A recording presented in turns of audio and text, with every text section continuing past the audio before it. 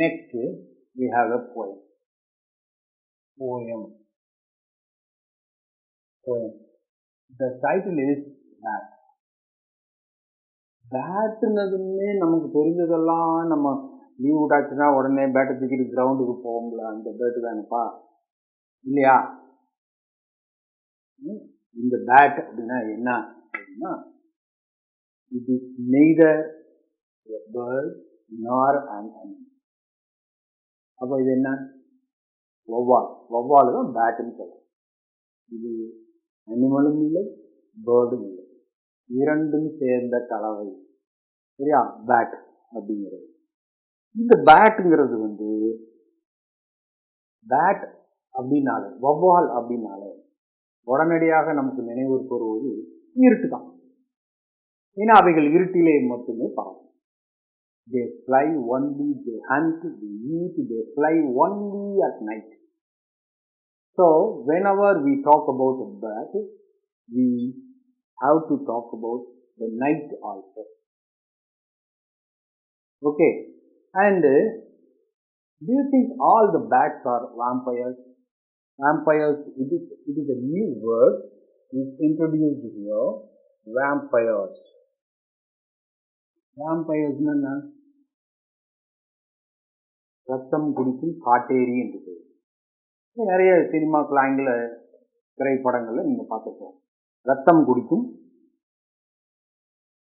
ரத்த காட்டேரிகள், இதை வச்சு நிறைய படங்களை தயார் பண்ணிட்டாங்க.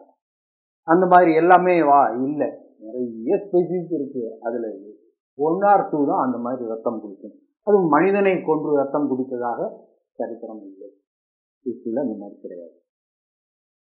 பேட்டை நம்ம பார்த்துருக்கோமா, பார்க்க முடியுமா, பார்த்துருக்கிறோமா, இல்லை அதை பற்றி நினைச்சிருக்கிறோமா? இந்த பொயட்டு அதை பற்றி நினைச்சிருக்கிறாரு, அதை பற்றி ஒரு பாடமும் எழுதியிருக்கிறாரு. இவருடைய பெயர் Randall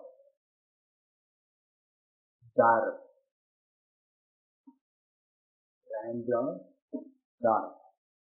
The name of the poet is Randall Jarrell, and it is a poem about the bat. Now let me read the poem. You just take your book and just keep your fingers on the sentences. The bat is born naked and blind and pale. The bat is born naked and blind and pale. Naked, ஆடை இல்லாமல் நடக்கும்போது எல்லாமே அப்படித்தானே இருக்கும். Bad மட்டும் என்ன பண்ணுச்சு? And blind, கண்ணு திறக்காம, கண்ணு திறக்க முடியாது. சின்ன பேபிஸ் கண்ணு திறக்கிறதுக்கு நாள் ஆகும். அண்ட் பேல், பேல்னு சொன்னா ரத்தமற்று, லேக் ஆஃப் பிளட். ஆரம்பத்தில் எல்லாமே அப்படிதான் இருக்கும். அதுக்கப்புறம் ரத்தம் ஊறத்தான் அதனுடைய ஒரிஜினல் ஃபார்ம், ஷேப்பு, கலர்ஸ் வரும்.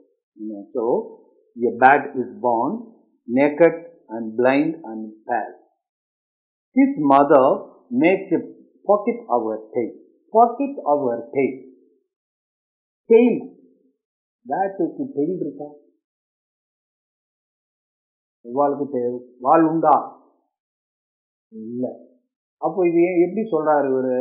டெயில் இருக்குது, அந்த டெயில அது அப்படி வளைவா உள்ள அந்த குட்டியை வச்சு பாதுகாத்துக்கிறோம்னு சொல்லி இதை சொல்றாரு.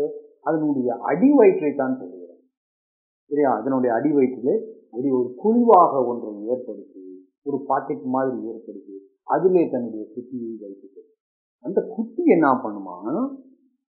ஏன்னா he clings to her long fur. Cling. Stick, ஒட்டிக்கொள்ளும். ஏன் ஒட்டிக்கிறது, அது அடுத்த வரியில பார்க்க போறோம். He clings to her long fur.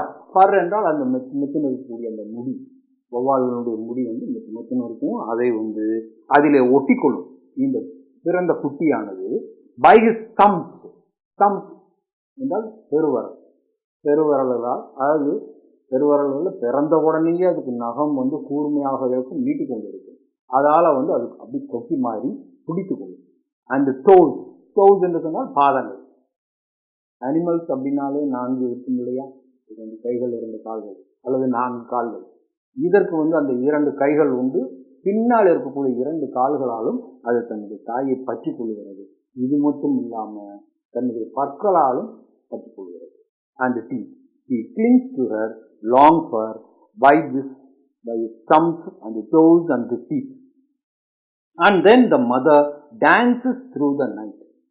And then the mother dances through the night. இரவிலே தாயார் வந்து வெளியிலே செல்கிறது இறை தேடி. இதை வந்து பொயட் வந்து வேடிக்கையாக குறிப்பிடுகிறார். டான்ஸ் பண்ணுது அப்படின்னு சொல்லி. டப்ளிங் இந்த இடத்துல வந்து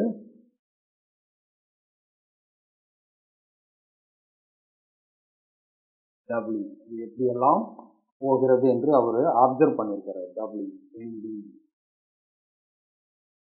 பெண்டிங் அண்டு லூப்பிங். லூப்பிங் என்று சொன்னால் making curve, making curve, soaring, going high,